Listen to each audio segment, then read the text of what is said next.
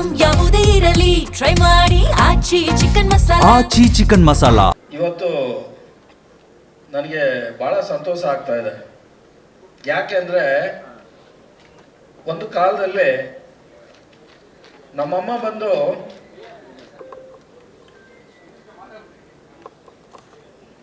Saturday half day school ಇರುತ್ತೆ, ನಾನು ಸ್ಕೂಲ್ಗೆ ಹೋಗಿರ್ತೇನೆ. ನಮ್ಮ ತಾಯಿ ಹೂ ಮಾರ್ತಾ ಇರ್ತಾರೆ. ಹಸು ತಡಿಲಾರ್ದೆ ಸ್ಕೂಲ್ ಹತ್ರ ನಾನು ಕಾಯ್ತಾ ಇರ್ತೀನಿ. ನಮ್ಮಮ್ಮ ಅಲ್ಲಿಂದ ವ್ಯಾಪಾರ ಮಾಡಿಕೊಂಡು ಓಡೋಡಿ ಬಂದು ಇಡ್ಲಿನ ಕೊಡಿಸಿ ತಿನ್ನಿಸ್ಬಿಟ್ಟು ಸ್ಕೂಲಿಗೆ ಕಳಿಸ್ಬಿಟ್ಟು ಅವ್ರು ವ್ಯಾಪಾರ ಮಾಡೋಕ್ಕೆ ಹೋಗ್ತಾರೆ. ಆ ಥರ ಇದ್ದಂಥ ವ್ಯಕ್ತಿ ಇವತ್ತು ನಾನೇ ಎಕ್ಸ್ಪೆಕ್ಟ್ ಮಾಡಿಲ್ಲ, ನಾನು ಈ ರೀತಿ ಬೆಳಿತೀನಿ, ಈ ರೀತಿ ಆಗ್ತೇನೆ, ಎಲ್ಲರೂ ಕೂಡ ಈ ಒಂದು ಸಂದರ್ಭದಲ್ಲಿ ನಾನು ನಿಲ್ತೀನಿ ಅಂತ ಇರಲಿಲ್ಲ. ನಮ್ಮ ತಂದೆ ತಾಯಿಯ ಆಶೀರ್ವಾದ, ನಾನು ಇವತ್ತು ಕೂಡ ನಮ್ಮ ತಂದೆ ತಾಯಿ ಇಲ್ಲ, ಆದರೂ ನನ್ನ ಜೊತೆಲಿ ಇದ್ದಾರೆ. ಯಾಕೆ ಅಂದರೆ ಅವರು ನಮ್ಮ ತಾಯಿ ಸತ್ತ ಮೇಲೆ ಅವ್ರ ಕಾಲುಂಗ್ರನ ನನ್ನ ಕೈಲೇ ಹಾಕ್ಕೊಂಡಿದ್ದೀನಿ. ಮಧ್ಯದಲ್ಲಿ ಬೆಳ್ಳಿ ಕಾಲುಂಗ್ರ ಇಟ್ಕೊಂಡು ಆ ಕಡೆ ಗೋಲ್ಡ್ ಹಾಕ್ಕೊಂಡಿದ್ದೀನಿ. ಜೊತೆಗೆ ಈ ಒಂದು ಮಾಂಗಲ್ಯ ಚೈನು ನಮ್ಮ ತಾಯಿದೆ ನಾನು ಹಾಕ್ಕೊಂಡಿದ್ದೀನಿ. ಯಾಕೆಂದರೆ ನನಗೆ ನಮ್ಮ ತಾಯಿ ತಂದೆಗೆ 7 ಜನ ಮಕ್ಕಳು, ಅದರಲ್ಲಿ ನನ್ನ ತಮ್ಮ ನಾನು, ಅದು ಬಿಟ್ಟರೆ 5 ಜನ ತೆಗೆದಿರು. ಇವತ್ತು ಸಾಮಾನ್ಯಗೆ ತಾಯಿ ಓದಂಥ ಪಕ್ಷದಲ್ಲೇ ಹೆಣ್ಮಕ್ಳಿಗೆ ಒಡವೆ ಅಂದರೆ ಒಂದು ಮಾಂಗಲ್ಯ ಚೈನ್ ಆಗಲಿ ಇನ್ನೊಂದಾಗಲಿ ಅವ್ರಿಗೆ ಸೇರ್ಬೇಕು, ಕಾಲುಂಗ್ರ ಆಗಲಿ. ನಾನು ರಿಕ್ವೆಸ್ಟ್ ಮಾಡಿದೆ, ನೋಡಮ್ಮ ಮಾಂಗಲ್ಯ ಚೈನು ಕಾಲುಂಗ್ರ ನಾನು ಕೊಡ್ತೀನಿ, ನಾನು ಯಾವುದೇ ಕಾರಣಕ್ಕೆ ಕೊಡೋದಿಲ್ಲ ಅಂತ ಹೇಳಿದಾಗ ಆಯ್ತಣ್ಣ ನೀನು ಹಾಕು ಅಂತ. ಆದರೆ ಇವತ್ತು ನನ್ನ ಕಾಪಾಡ್ತಾ ಇರೋದು ನಮ್ಮ ತಂದೆ ತಾಯಿ. ಇವತ್ತು ಕೂಡ ನನ್ನ DP ಹಾಕ್ಕೊಂಡಿರೋದು ನಮ್ಮ ತಂದೆ ತಾಯಿ ಫೋಟೋ. ನನ್ನ ಆಫೀಸಲ್ಲಿ ಇಷ್ಟು ಬೆಳವಣಿಗೆ ಆದರೂ ಕೂಡ ನನ್ನ ಎದುರುಗಡೆ ಹಾಕ್ಕೊಂಡಿರೋದು ನಮ್ಮ ತಂದೆ ತಾಯಿ. ಹೋದ ತಕ್ಷಣ ದೇವರಿಗೆ ನಮಸ್ಕಾರ ಮಾಡಿ, ನಮ್ಮ ತಂದೆ ತಾಯಿಗೆ ನಮಸ್ಕಾರ ಮಾಡಿ ನಾನು ಸೀಟಲ್ಲಿ ಕೂರ್ತೀನಿ. ಆದರೆ ಅವ್ರ ಆಶೀರ್ವಾದನೇ ಇವತ್ತು ಇಲ್ಲಿವರೆಗೂ ನನಗೆ ಕರ್ಕೊಂಡ್ಬಂದಿದೆ. ಎರಡನೇದು, ಒಂದು ಸಿನಿಮಾ ರಂಗ ಬರೋದಕ್ಕೆ ಕಾರಣ ಏನು ಅಂತ ಅಂದರೆ, ನನಗೆ ಶಕ್ತಿ ಕೊಟ್ಟಂಥದ್ದು, ನನಗೆ ಕಲಿಸಿದ್ದು ಸಮುದಾಯ. ಆ ಸಮುದಾಯ ರೂಪಲ್ಲಿ ನಾನು ಮಾಡದೆ ಹೋದಂಥ ಪಕ್ಷದಲ್ಲಿ ಒಂದು ಬೀದಿ ನಾಟಕ ಕೂಡ ನಾನು ಫಸ್ಟು ಒಂದು ಬೀದಿ ನಾಟಕ ಮಾಡಿದ್ರು, ಮಾಲತಿ ಅಂತ ಅಂದ್ಬಿಟ್ಟು ಎಲ್ಲ ಗೊತ್ತಿದೆ. ಅವ್ರು ಬಂದು ಆ ಒಂದು ಬೀದಿ ನಾಟಕನ ಡೈರೆಕ್ಟ್ ಮಾಡಿದಾಗ ಅಲ್ಲಿ ಕುಡ್ಕುನ್ ಕ್ಯಾರೆಕ್ಟರ್ ಕೊಟ್ಟರು. ಫಸ್ಟ್ ಟೈಮು ನಾನು ಕುಡ್ಕುನ್ ಕ್ಯಾರೆಕ್ಟರ್ ಮಾಡಿದೆ, ಭಾಳ ಚೆನ್ನಾಗಿ ಮಾಡಿದೆ. ಆವಾಗ ಮತ್ತು ನನ್ನ ಮತ್ತು ಶಿವಣ್ಣ ಅಂತ ಇಬ್ಬರನ್ನೂ ಸೆಲೆಕ್ಟ್ ಮಾಡಿಕೊಂಡ್ರು ಸಮುದಾಯದಲ್ಲಿ. ಗುಂಡಣ್ಣ ಇಲ್ಲೇ ಇದ್ದಾರೆ, ಗುಂಡಣ್ಣ ದಯವಿಟ್ಟು ಬನ್ನಿ, ಬನ್ನಿ. ನಾವು ಸುಮಾರು ಬೀದಿ ನಾಟಕಗಳನ್ನ ನಾವು ಮಾಡಿದ್ದೀವಿ, ನಾಟಕಗಳು ಮಾಡಿದ್ದೀವಿ. ಇವನ್ನು ಬ್ಯಾಂಗ್ಳೂರು ಇರ್ಬೋದು, ದಾವಣಗೆರೆ ಇರ್ಬೋದು, ಮೈಸೂರು ಇರ್ಬೋದು, ಇನ್ನು ಡೆಲ್ಲಿ ಕೂಡ ಎಲ್ಲ ಕೂಡ ಬೀದಿ ನಾಟಕ ನಾವು ಮಾಡಿದ್ದೀವಿ. ಇವನ್ನು ಜಯಶ್ರೀ ನಿಮಗೆಲ್ಲ ಚಿರಪರಿಚಿತ. ಅವರೊಂದು ಏನೋ ತಾಯಿ ಅಂತ ಒಂದು ನಾಟಕದಲ್ಲಿ ನಾನು ಶಾಸ್ತಾಕೋವಿಚ್ ಅಂತ ಒಂದು ಕ್ಯಾರೆಕ್ಟರ್ ಮಾಡಿದ್ದೆ ನಾನು ಅವ್ರ ಜೊತೆ. ಅವ್ರು ಬಂದ್ಬಿಟ್ಟು ಹೆಂಡತಿ, ನಾನು ಗಂಡ ಕ್ಯಾರೆಕ್ಟರ್ ಅದರಲ್ಲಿ. ಅದು ಬಿಟ್ಟರೆ ಗೆಲಿಲಿಯೋ ಅಂತ ಲೋಕನಾಥ್, ಇನ್ನೊಂದು ಹುಲಿಯ ನೆರಳು ಅಂತ ಅಂದ್ಬಿಟ್ಟು ಲೋಹಿತ್ ಅವ್ರ ಜೊತೆ ಡ್ರಾಮಾಗಳು ಮಾಡಿದ್ದು. ಪ್ರಸನ್ನ ಅಂತ ಸುಮಾರು ಪಕ್ಷಾಂತರ ಪ್ರಕರಣ ಅಂತ ಅಂದ್ಬಿಟ್ಟು ಅವರು ಬೀದಿ ನಾಟಕಗಳು ಮಾಡ್ತಾಯಿದ್ರು, ಅದರಲ್ಲೂ ಕೂಡ ನಾನು ಮಾಡಿದ್ದೆ. ಆಮೇಲೆ ಮಂಥನ ಅಂತ ಒಂದು ಟ್ರೂಪಲ್ಲಿ ಮಾಡಿದ್ದೆ. ಅದಲ್ಲದೆ ಒಂದು ಗುರುದತ್ ಅಂತ ಅಂದ್ಬಿಟ್ಟು ನಮ್ಮ BSNL ಅಲ್ಲೇ ಕೂಡ ಅವರಿದ್ದರು. ಅವರು ಸುಮಾರು ಸಿನಿಮಾದಲ್ಲಿ ಮಾಡಿದ್ದಾರೆ, ಸಿಂಗರ್ ಕೂಡ. ಅವರ ಜೊತೆಲಿ ಒಂದು ಕುದುರೆ ಮೊಟ್ಟೆ ಅನ್ನೋ ಒಂದು ನಾಟಕನ ಮಾಡಿದಾಗ ಒಂದು ಕಳ್ಳನ ಕ್ಯಾರೆಕ್ಟ್ರು, ಇನ್ನೊಬ್ಬನು ದನಕಾಯ ಕ್ಯಾರೆಕ್ಟರ್ ಮಾಡಿದ್ದೆ. ಅದರಲ್ಲಿ ನನಗೆ ಸ್ಟೇಟ್ ಲೆವೆಲ್ ಅವಾರ್ಡ್ ಬಂತು. ಇದೇ ರವೀಂದ್ರ ಕಲಾಕ್ಷೇತ್ರದಲ್ಲಿ ನನಗೆ ಅವಾರ್ಡ್ ಬಂತು. ಆದರೆ ನನಗೆ ಅವಾರ್ಡ್ ಬಂದಿರೋದು ಗೊತ್ತಿಲ್ಲ, ಅವರೇ ಹೋಗಿ ಅವಾರ್ಡ್ ತೊಗೊಂಡು ಆಮೇಲೆ ನನಗೆ ಹೇಳಿದ್ರು. ಅದಾದಮೇಲೆ ನಾನು ಏನು ಟೆಲಿಫೋನ್ ಡಿಪಾರ್ಟ್ಮೆಂಟಲ್ಲಿ ನಮ್ಮದು ಒಂದು ಸಂಚಾರಿ ನಿಂತ ಒಂದು ಮ್ಯಾಗ್ಝಿನ್ ಇತ್ತು. ಅದರಲ್ಲಿ SS ಮೂರ್ತಿ ಅಂತ ಅಂದ್ಬಿಟ್ಟು ಡಿವಿಷನಲ್ ಇಂಜಿನಿಯರ್, ಅವ್ರಿಗೆ ಕಲೆ ಅಂದರೆ ಭಾಳ ಇಷ್ಟ. ಅವ್ರು ಕರೆದು ನನ್ನ ಪರವಾಗಿ ನಿಂತು ನನ್ನ ಫೋಟೋ ಹಾಕಿ ಒಂದು ಆರ್ಟಿಕಲ್ನ ಬರೆದಿದ್ರು. ಅವಾಗ ನಾನು ಕ್ಯಾಶುವಲ್ ಮಜ್ದೂರು ಹೇಳಬೇಕು ಅಂದ್ರೆ. ಆ ಟೈಮಲ್ಲಿ ಈ ಹುಡುಗ ಭಾಳ ಆ್ಯಕ್ಟಿಂಗಲ್ಲಿ ಭಾಳ ಮುಂದೆ ಇದ್ದಾನೆ, ಒಳ್ಳೆ ಕೆಲಸಗಳು ಮಾಡ್ತಾ ಇದ್ದಾನೆ, ಇವನಿಗೆ ಪರ್ಮಿಟ್ ಮಾಡಿ ಅಂತ ರೆಕಮೆಂಡ್ ಮಾಡಿ ಒಂದು ಲೆಟ್ರ್ ಕೂಡ ಕಳಿಸಿದ್ರು. ಆದರೆ ಡಿಪಾರ್ಟ್ಮೆಂಟ್ ರೂಲ್ ಏನಿದೆಯೋ ಎಲ್ಲರಿಗೂ ಏನು ಅನ್ವಯಿಸುತ್ತೋ ಅದೇ ಅನ್ವಯಿಸುತ್ತೋ ಹೊರತು ಬೇರೆ ಏನಿಲ್ಲ. ಹಾಗಾಗಿ ಅದಾದ ನಂತರ ನಾನು ಯೂನಿಯನ್ ಬ್ರಾಂಚ್ ಸೆಕ್ರೆಟರಿ ಆದೆ, ಮತ್ತು ಜೊತೆಗೆ ಏರಿಯಾ ಸೆಕ್ರೆಟರಿ ಆದೆ, ಒಬ್ಬ ಡಿಸ್ಟ್ರಿಕ್ಟ್ ಸೆಕ್ರೆಟರಿ ಆದೆ, ಒಬ್ಬ ಸರ್ಕಲ್ ಲೀಡ್ರು ಕೂಡ ಆದೆ. ನನಗೆ ಜಯಂತ್ ಇಲ್ಲೇ ಇದ್ದಾರೆ, ನಮ್ಮಲ್ಲಿ FNTOದಲ್ಲಿ ಅವರು ಸರ್ಕಲ್ ಸೆಕ್ರೆಟರಿ ಆಗಿದ್ದವರು. ಇವತ್ತು ಗುಂಡಣ್ಣ ಏನು ಅವರು ಸರ್ಕಲ್ ಸೆಕ್ರೆಟರಿ ಆಗಿ ಇವತ್ತು ನ್ಯಾಷನಲ್ ಲೆವೆಲ್ ಲೀಡರ್ ಆಗಿದ್ದಾರೆ ಅವರು. ಆದರೆ ಆ ಜಯಂತ್ ಒಂದ್ಸತಿ ಹೇಳಿದ್ರು, ನಾನು ಯಾವುದೋ ಒಂದು ಮೀಟಿಂಗಲ್ಲಿ ಮಾತಾಡ್ಬೇಕಾದ್ರೆ ತುಂಬ ಚೆನ್ನಾಗಿ ನಾನು ಭಾಷಣಗಳು ಮಾಡಿದಾಗ ನೆಕ್ಸ್ಟು ನೀವೇ ರೀ ಲೀಡ್ರು ನಮಗೆ ಅಂತ ಹೇಳಿದ್ರು. ಹಂಗಾಗಿ ನಾನು ಇವತ್ತು BSNL ತುಂಬ ಜನ ಇದ್ದಾರೆ, ಇವನ್ನ ಎಲ್ಲರದ್ದು ಹೆಸರು ಹೇಳ್ತಾ ಹೋದ್ರೆ ಒಬ್ಬರು ಬಿಟ್ಟರೆ ಆಮೇಲೆ ನಾನು ಬಿಟ್ಟರು ಅಂತಾರೆ. ಹಂಗಾಗಿ ಪ್ರತಿಯೊಬ್ಬರು ಕೂಡ ನಮ್ಮ ಏನು BSNL ಎಂಪ್ಲಾಯೀಸು ಇವತ್ತು ನೋಡಿ, ನಾವು ಸುಮ್ಮನೆ ಅಟ್ಲೀಸ್ಟ್ ಒಂದು ಇದನ್ನ ಕಳಿಸಿದ್ದೆ ನಾನು ಅವ್ರಿಗೆ, ವಾಲಂಟಿಯರಾಗಿ ನಾನು ಫೋನ್ ಮಾಡಿ ಯಾರಿಗೂ ಹೇಳೋಕ್ಕಾಗಲಿಲ್ಲ. ಪ್ರತಿಯೊಬ್ಬರು ಬಂದಿದ್ದಾರೆ, ನನ್ನ ಜೊತೆ ನಾನು ಮಾಡಿದಂಥ ಕೆಲಸ ಮತ್ತು ನನ್ನ ಮೇಲೆ ಅಭಿಮಾನ ಇಟ್ಕೊಂಡು ನಮ್ಮ ಏನು BSNLನವರು ನೀವು ಎಲ್ಲಿದ್ರು ನಾವು ನಿಮ್ಮ ಜೊತೆಲಿ ಇರ್ತೀವಿ ಅಂತ ಅಂದ್ಬಿಟ್ಟು ಪ್ರತಿಯೊಬ್ಬರು ಕೂಡ ಬಂದಿದ್ದಾರೆ. ಅವ್ರಿಗೆ ನಿಜವಾಗೂ ನನ್ನ ಮೂಲಕ ಥ್ಯಾಂಕ್ಸ್ನ ಹೇಳ್ತಾ ಇದ್ದೀನಿ. ಅದಲ್ಲದೆ ನಾನು ಹುಟ್ಟು ಬೆಳೆದಂಥ ಒಂದು ಏನು ಊರಿದೆಯೋ ಅಲ್ಲಿಂದ ಕೂಡ ಇವನು ಶ್ರೀರಾಮ್ಪುರ ಇರ್ಬೋದು, RC ಕಾಲೋನಿ ಇರ್ಬೋದು, ಪ್ರಕಾಶ್ ನಗರ ಇರ್ಬೋದು, ಮಲ್ಲೇಶ್ವರ ಇರ್ಬೋದು, ಸರೌಂಡಿಂಗು ಎಲ್ಲರೂ ಕೂಡ ಬಂದಿದ್ದಾರೆ. ಮತ್ತು ಕುಣಿಗಲ್ಲಿಂದ ಕೂಡ ಸುಮಾರು ಜನ ಬಂದಿದ್ದಾರೆ, ಸುಮಾರು ಸಂಘಟನೆಗಳು ಲೀಡ್ರುಗಳು ಬಂದಿದ್ದಾರೆ. ಹಾಗಾಗಿ ನನಗೆ ಭಾಳ ಸಂತೋಷ ಆಗ್ತಾ ಇದೆ. ಜೊತೆಗೆ ಏನು ಒಂದು ನಾನು telecom employees housing welfare trust ಅಂತ ಪ್ರಾರಂಭ ಮಾಡಿ ಇವತ್ತು ಬೆಂಗಳೂರಿನಲ್ಲಿ 6 ಬ್ರಾಂಚ್ ಇದೆ. ತುಮಕೂರು 1 ಬ್ರಾಂಚು, ಮೈಸೂರು 1, ಬೆಂಗಳೂರಲ್ಲಿ 4 ಇದೆ. ಅದಲ್ಲದೆ ಒಂದು 10 ಪ್ರಾಜೆಕ್ಟ್ಗಳನ್ನ ಮಾಡಿ ನಾನು ಸುಮಾರು ಸೋಷಲ್ ಸರ್ವಿಸ್ಗಳನ್ನ ಮಾಡ್ತಾ ಬಂದಿದ್ದೀನಿ. ಸುಮಾರು ಮಕ್ಕಳಿಗೆ ಯೂನಿಫಾರ್ಮ್ ಇರ್ಬೋದು, ಬ್ಲೇಸರ್ ಇರ್ಬೋದು, ಬುಕ್ಸ್ ಇರ್ಬೋದು, ಏನು ನೆಸೆಸಿಟಿ ಇದೆಯೋ ಅದನ್ನೆಲ್ಲ ನಾನು ಸರ್ವಿಸ್ನ ಮಾಡ್ತಾ ಬಂದಿದ್ದೀನಿ. ಅದಲ್ಲದೆ ಸುಮಾರು ಅನಾಥಾಶ್ರಮ ಇರ್ಬೋದು, 2 ದೇವಸ್ಥಾನ ಕೂಡ ನಾವು ನಡೆಸ್ತಾ ಇದ್ದೀನಿ. ಅದಲ್ಲದೆ ಇನ್ನೂ ಒಂದು ಹೆಜ್ಜೆ ಮುಂದೆ ಹೋಗಿ ಒಂದು ಟೆಲಿಕಾಂ ಜನಸೇವೆ ಚಾರಿಟಬಲ್ ಟ್ರಸ್ಟ್ ಅಂತ ಪ್ರಾರಂಭ ಮಾಡಿ, ಅದು ಮಹಿಳೆಯರಿಗೆ ಒಂದು ಸೀಮಿತವಾದ ಒಂದು ಟ್ರಸ್ಟು, ಒಂದು ಫ್ರೀ ಟ್ರೈಲರಿಂಗ್ ಇರ್ಬೋದು, ಬ್ಯೂಟಿಷಿಯನ್ ಇರ್ಬೋದು, ಅಥವಾ ಕಂಪ್ಯೂಟರ್ ಇರ್ಬೋದು, ಅವ್ರಿಗೆ ಏನೇನೋ ಸಾಧ್ಯವಾಗುತ್ತೋ ಅದನ್ನು ನಿಂತು ಅವ್ರ ಕಾಲ ಮೇಲೆ ಅವ್ರು ನಿಲ್ಲೋ ಥರ ಒಂದು ಮಾಡಬೇಕು. ಯಾಕೆಂದರೆ ನಾವು ಏನೇ ಸಂಪಾದನೆ ಮಾಡಿದ್ರು ಎತ್ಕೊಂಡಂತೂ ಹೋಗೋಕ್ಕಾಗಲ್ಲ, ಎಲ್ಲ ಇಲ್ಲೇ ಬಿಟ್ಟು ಹೋಗ್ಬೇಕು. ಹಾಗಾಗಿ ಇರೋದ್ರಲ್ಲೇ ಏನಾದ್ರು ಒಂದು ಮಾಡಬೇಕು ಅಂತ ಅಂದ್ಬಿಟ್ಟು ಅದನ್ನು ಒಂದು ಆಲ್ರೆಡಿ ಪ್ರಾರಂಭ ಮಾಡಿದ್ದೀವಿ, ತುಮಕೂರಲ್ಲಿ ನಡೀತಾ ಇದೆ. ಹಾಗಾಗಿ ಒಂದು ಸಿನಿಮಾ, ಏಕೆಂದರೆ ಸಿನಿಮಾ ವಿಷಯಕ್ಕೆ ಬಂದಾಗ ಈಗ ನಾನು ಆಲ್ರೆಡಿ ಹೇಳಿದೆ, ನಾನು ರಂಗಭೂಮಿ ಕಲಾವಿದ ಅಂತ, ಒಬ್ಬ ರೈಟರ್ ಕೂಡ.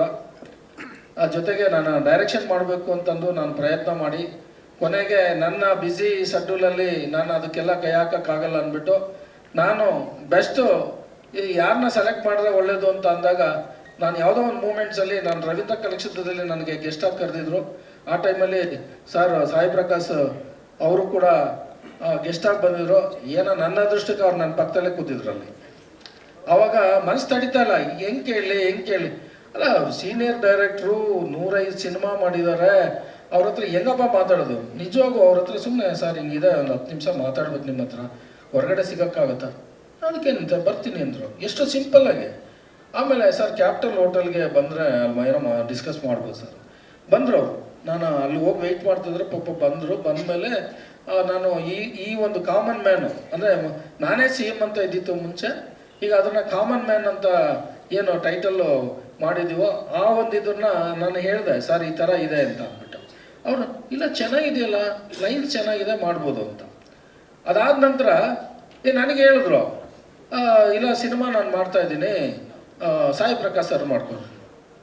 ಏನ್ರಿ ಸಾಯಿ ಪ್ರಕಾಶ್ ಯಾಕಾಗ?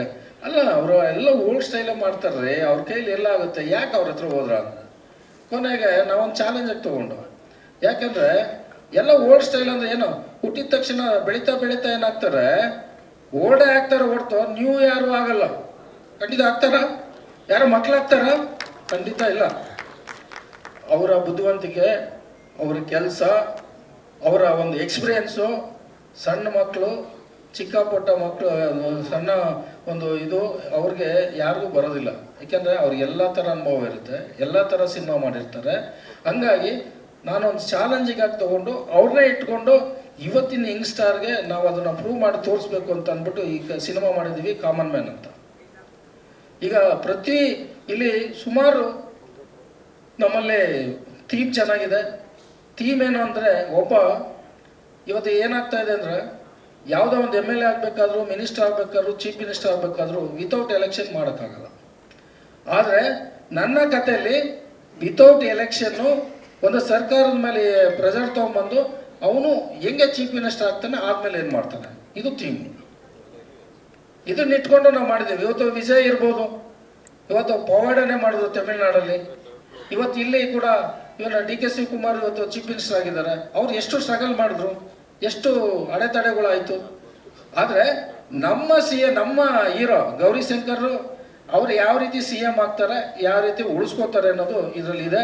ದಯವಿಟ್ಟು ನೀವೆಲ್ಲ ಥಿಯೇಟ್ರಿಗೆ ಬಂದು ನೋಡಬೇಕು. ಅದಲ್ಲದೆ 4 ಸಾಂಗ್ಗಳಿದೆ, ತುಂಬ ಚೆನ್ನಾಗಿ ಸಾಂಗ್ಗಳು ಮಾಡಿದ್ದಾರೆ ವಿನಯ್ ಚಂದ್ರ. ಇವನ್ನು ನಾನು ಇಂಟರ್ವ್ಯೂಲ್ ಹೇಳಿದ್ದೆ, ನಾನು ಇನ್ನೂ ವಸ್ತು ನನಗೆ ಅವರು ವರ್ಕು ಗೊತ್ತಿಲ್ಲ, ಏನೂ ಗೊತ್ತಿಲ್ಲ, ಏನು ಮಾಡ್ತಾರೋ ಏನೋ ಗೊತ್ತಿಲ್ಲ. ಗಿರೀಶ್ ಗೌಡ್ರನ್ನ ಬೈಕೊಂಡೆ, ಕರ್ಕೊಂಬಂದು ಬಿಟ್ಬಿಟ್ರು, ಏನು ಮಾಡ್ತಾರೋ ಗೊತ್ತಿಲ್ಲಪ್ಪ ಅಂತ. ಆದರೆ ಒಂದು ಸಾಂಗನ್ನ ಅವರು ಟ್ಯೂನ್ ಮಾಡಿ ನಮ್ಮ ಹತ್ರ ಕೇಳಿಸಿ ಆಮೇಲೆ ತುಂಬ ಚೆನ್ನಾಗಿತ್ತು. 2 ಕಳಿಸಿದ್ರು. ಒಂದೇ ಕಳಿಸ್ಬಿಟ್ರೆ ಸುಮ್ಮನೆ ಆಗ್ತಿದ್ನೇನೋ ಗೊತ್ತಿಲ್ಲ, 2 ಕಳಿಸ್ಬಿಟ್ರು. 2 ಭಾಳ ಚೆನ್ನಾಗಿತ್ತು. ಆಮೇಲೆ ನಾನು ಗಿರೀಶ್ ಗೌಡ್ರಿಗೆ ಹೇಳಿದೆ, 2 ಸಾಂಗ್ ಸೇರಿಸಿ ಒಂದು ಮಾಡೋಕ್ಕಾಗುತ್ತೆ? ಏನ್ರಿ ಹೇಳ್ತೀರಾ ನೀವು, ಎಲ್ಲರೂ ಸಾಧ್ಯನಾ ಅಂತ. ಆಮೇಲೆ ನಾನು ವಿನಯ್ ಚಂದ್ರಗೆ ಮಾತಾಡಿದೆ, ಅವ್ರ ನಂಬರ್ ತೊಗೊಂಡು, ಸರ್ 2 ಸೇರಿ ಏನಾರು ಮಾಡಿ 1 ಮಾಡಿ ಅಂತ. ಆಮೇಲೆ ನಾನು ಡೈರೆಕ್ಟರ್ ಹತ್ರನೂ ಡಿಸ್ಕಸ್ ಮಾಡಿದೆ, ನೋಡಿ ಟ್ರೈ ಮಾಡಿ ಅಂದರು ಅವರು. ಯಾಕೆ ಏನೋ ಒಂದು ಹೊಸತನ ಬಂದರೆ ಬರಲಿ, ಟ್ರೈ ಮಾಡಿ ಅಂತ ಅಂದರು.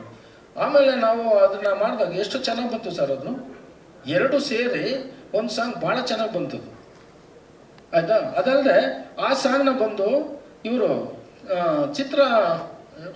ಚೈತ್ರ ಆಚಾರ್ ಅವರು ಟಾಪ್ ಮೋಸ್ಟ್, ಅವರು ಹೀರೋಯಿನ್ನು, ಅವರು ಆಡಿದ್ದಾರೆ ಐಟಮ್ ಸಾಂಗ್, ಭಾಳ ಚೆನ್ನಾಗಿ ಆಡಿದ್ದಾರೆ. ಅದಲ್ಲದೆ ಒಂದು ಕ್ರಾಂತಿಕಾರಿ ಒಂದು ಇತ್ತು, ನಾಗೇಂದ್ರ ಪ್ರಸಾದ್ ಅದನ್ನು ಬರೆದಿದ್ರು.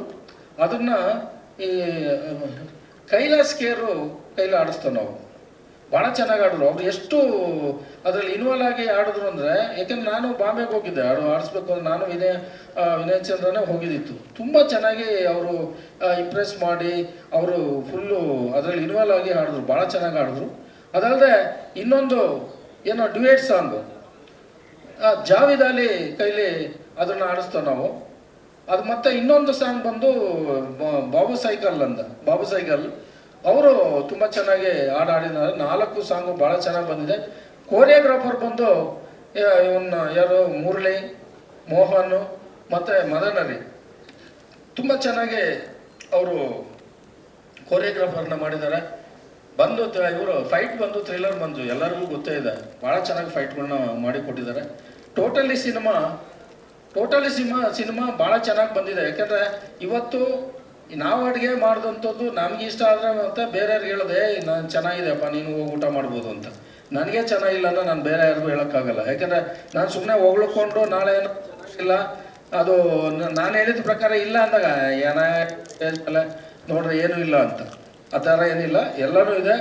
ಹಾಗಾಗಿ ಪ್ರತಿಯೊಬ್ಬರು ಕೂಡ ಬಂದು ಥಿಯೇಟ್ರಿಗೆ ಸಿನಿಮಾ ನೋಡಿ ನಮ್ಮ ಏನೋ ಒಂದು ಟೀಮ್ ಇದೆಯೋ ಅದಕ್ಕೆ ನಮಗೆಲ್ಲರಿಗೂ ಎಂಕರೇಜ್ ಮಾಡಬೇಕು ಅಂತ ಹೇಳ್ಕೊಂಡು, ಅದಲ್ಲದೆ ನಾನು ಇಷ್ಟೆಲ್ಲ ಬಂದು ನನ್ನ ವರ್ಕ್ ಮಾಡೋದಕ್ಕೆ ಇಷ್ಟೆಲ್ಲ ಬ್ಯುಸಿ ಇದ್ದರೂ ಕೂಡ ನನ್ನ ಫ್ಯಾಮಿಲಿ ಗೌರಮ್ಮ, ಅವರ ನನ್ನ ಮಿಸ್ಸಸ್ಸು ವಸಂತ, ಇವನ್ ಕಿರಣ್, ಮತ್ತು ಅಳಿಯ ಸತೀಶ್, ಮತ್ತು ನನ್ನ ತಂಗಿ ಒಬ್ರು ಇಲ್ಲೇ ಇದ್ದಾರೆ ಸಾವಿತ್ರ ಅಂತ, ಅವರ ಯಜಮಾನರು ಕೂಡ ರಾಮು ಅಂತ, ಎಲ್ಲರೂ ಇಲ್ಲೇ ಇದ್ದಾರೆ. ಆದರೆ ಇನ್ನೊಂದು ವಿಷಯ ಏನು ಹೇಳಬೇಕು ಅಂದರೆ, ನನ್ನ ಮುಕ್ಕಾಲು ಭಾಗ ಕೆಲಸನ ನನ್ನ ಮಗಳು ತಲೆ ಮೇಲೆ ಹಾಕ್ಕೊಂಡು, ಏಕೆಂದರೆ ಒಬ್ಬ ಗಂಡಸು ಮಾಡೋಂಥ ಕೆಲಸ ರಿಯಲ್ ಎಸ್ಟೇಟು ಲೇಡೀಸ್ ಮಾಡೋದು ಭಾಳ ಕಷ್ಟ ಇದೆ. ಆದರೆ ನಾನು ಮಾಡ್ತೀನಿ, ನೀನು ಮಾಡ್ತಾ ಇದೆಯಾ, ನಾನು ಮಾಡ್ತೀನಿ, ಅದನ್ನು ಪ್ರೂವ್ ಮಾಡ್ತೀನಿ, ನಿಂದು ಏನಿದೆಯೋ ಅದು ಬೇಕು, ನೀನು ಹೋಗಿ ನಾನು ಇರ್ತೀನಿ ಜೊತೆಯಲ್ಲಿ ಅಂತೇಳಿ ನನ್ನ ಬೆಂಬಲವಾಗಿ ನಿಂತವರು ನನ್ನ ಮಗಳು, ಆಯಿತಾ. ಬರಮ್ಮ. ಅದಲ್ಲದೆ ನನ್ನ ಒಂದು telecom employees housing welfare trust ನಾನೇನು ಪ್ರಾರಂಭ ಮಾಡಿದಾಗ ಇವತ್ತು ಅವರು ವೈಸ್ ಪ್ರೆಸಿಡೆಂಟು ಮತ್ತು ಜಯಮ್ಮ ಸತ್ಯಮೂರ್ತಿ ಅಂತ ಅಂದ್ಬಿಟ್ಟು ಇವರೆಲ್ಲ ಬೆಂಬಲವಾಗಿ ನನಗೆ ನಿಂತಿದ್ದಾರೆ. ಒಂದು ಸಂಸ್ಥೆ ಬೆಳೆಯೋದಕ್ಕೆ ಈ ಎಲ್ಲರೂ ಕೂಡ ಆಗಿದ್ದಾರೆ. ದಯವಿಟ್ಟು ಎಲ್ಲರಿಗೂ ಕೂಡ ಇವನ್ನು ನಮ್ಮ ಎಂಪ್ಲಾಯೀಸು ಬಂದಿದ್ದಾರೆ. Telecom employees housing welfare trust ಏನಿದೆಯೋ ಆ ಎಂಪ್ಲಾಯೀಸ್ ಎಲ್ಲರೂ ಬಂದಿದ್ದಾರೆ. ನಾನು ಈ ಮೂಲಕ ಅವರಿಗೆ ಥ್ಯಾಂಕ್ಸ್ ಹೇಳ್ತೀನಿ. ಯಾಕೆಂದರೆ ಅವರೆಲ್ಲ ಆನೆಸ್ಟಾಗಿ ವರ್ಕ್ ಮಾಡಿರೋದ್ರಿಂದಲೇ ನಾನು ಈ ಲೆವೆಲ್ಗೆ ನಾನು ಬರೋಕ್ಕೆ ಸಾಧ್ಯ. ಇಲ್ಲ ಅವ್ರು ಬಂದು ಏನೋ ನಾನು ಬರ್ತೀನಿ, ನಾನು ಸಂಬಳ ತೊಗೋತೀನಿ, ನನ್ನ ಪಾಟ್ಗೆ ಹೋಗ್ತೀನಿ, ನನಗೇನು ಆಗಬೇಕಾಗಿದೆ ಅನ್ನೋ ಥರ ಏನಾರು ಆಗಿಬಿಟ್ಟಿದ್ರೆ ನಾನು ಈ ಲೆವೆಲ್ ಬರೋಕ್ಕಾಗ್ತಿರ್ಲಿಲ್ಲ. ಪ್ರತಿಯೊಬ್ಬರು ಕೂಡ ಇದು ನಂದು ಆಫೀಸು, ನಂದು ಕಂಪ್ನಿ, ನಂದು ಟ್ರಸ್ಟು. ನಾವು ಟ್ರಸ್ಟ್ಗಾಗೆ ಕೆಲಸ ಮಾಡಬೇಕು, ಕಂಪ್ನಿಗಾಗೆ ಕೆಲಸ ಮಾಡಬೇಕು. ನಮ್ಮ ಓನರ್ ಅದು ಏನು ಬಾಸ್ ಅಂತ ಏನಿದಾರೋ ಅವ್ರ ನಮ್ಮಲ್ಲಿ ಒಬ್ಬರು ನಾವೆಲ್ಲರೂ ಒಂದೇ ಅನ್ನೋ ಒಂದು ದೃಷ್ಟಿ ಇಟ್ಕೊಂಡು ಇವತ್ತು ಎಲ್ಲ ಎಂಪ್ಲಾಯೀಸು ಕೆಲಸ ಮಾಡಿರೋದ್ರಿಂದ ಇವತ್ತು ನನ್ನ ಸಂಸ್ಥೆ ಈ ಮಟ್ಟಕ್ಕೆ ಬಂದಿದೆ. ಅದಲ್ಲದೆ ಆಲ್ ಚಾನಲ್ಸ್ ಮತ್ತು ಎಲ್ಲ ಪೇಪರ್ಸ್ನವ್ರಿಗೂ ಕೂಡ ನಾನು ಥ್ಯಾಂಕ್ಸ್ ಹೇಳ್ತಾ ಇದ್ದೀನಿ. ಯಾಕೆಂದರೆ ಇವತ್ತು ಸುವರ್ಣ ಇರ್ಬೋದು, ನ್ಯೂಸ್ ಫಸ್ಟ್ ಇರ್ಬೋದು, ಎಲ್ಲ ಉದಯ ಪ್ರತಿಯೊಬ್ಬರು ಕೂಡ ನಮ್ಮ ಅದು ಸಪೋರ್ಟ್ ಮಾಡಿದ್ದಾರೆ. ನಮ್ಮ ಬಗ್ಗೆ ಪ್ರಚಾರಗಳು ಮಾಡಿದ್ದಾರೆ, ನಮ್ಮ ಸಂಸ್ಥೆ ಬಗ್ಗೆ ಪ್ರಚಾರ ಮಾಡಿದ್ದಾರೆ. ನನ್ನ ಬಗ್ಗೆ ಸುಮಾರು ಜೀವನದ ಸ್ಟೋರಿನ ಬರೆದಿದ್ದಾರೆ. ಈಗ ಮೊನ್ನೆ ಕೂಡ ರೂಪತರಲ್ಲಿ ಬಂತು, ಇಂಡಿಯನ್ ಎಕ್ಸ್ಪ್ರೆಸ್ಸಲ್ಲಿ ನನ್ನ ಜೀವನ ಸ್ಟೋರಿಗಳು ಹಾಕಿದ್ದಾರೆ. ಹಾಗಾಗಿ ಈಗ ನಾನು ಯಾವ ರೀತಿ ಬೆಳೆದು ಬಂದೆ ಅಂತ ಅಂದ್ಬಿಟ್ಟು ಅದು ಪ್ರತಿಯೊಂದು ಕೂಡ ಅದರಲ್ಲಿ ಹಾಕಿದ್ದಾರೆ. ಎಲ್ರಿಗೂ ನಾನು ಈ ಮೂಲಕ ನಾನು ಥ್ಯಾಂಕ್ಸ್ನ ಹೇಳ್ತಾ ಇದ್ದೀನಿ. ನನಗೆ ಈ ಅವಕಾಶ ಕೊಟ್ಟಂಥ ನಿಮ್ಮೆಲ್ರಿಗೂ ಮತ್ತು ನಮ್ಮ ಟೀಮ್ಗೂ ನಮಸ್ಕಾರ ತಿಳಿಸಿ ನಾನು ಮಾತು ಮುಗಿಸ್ತೀನಿ. Thank you.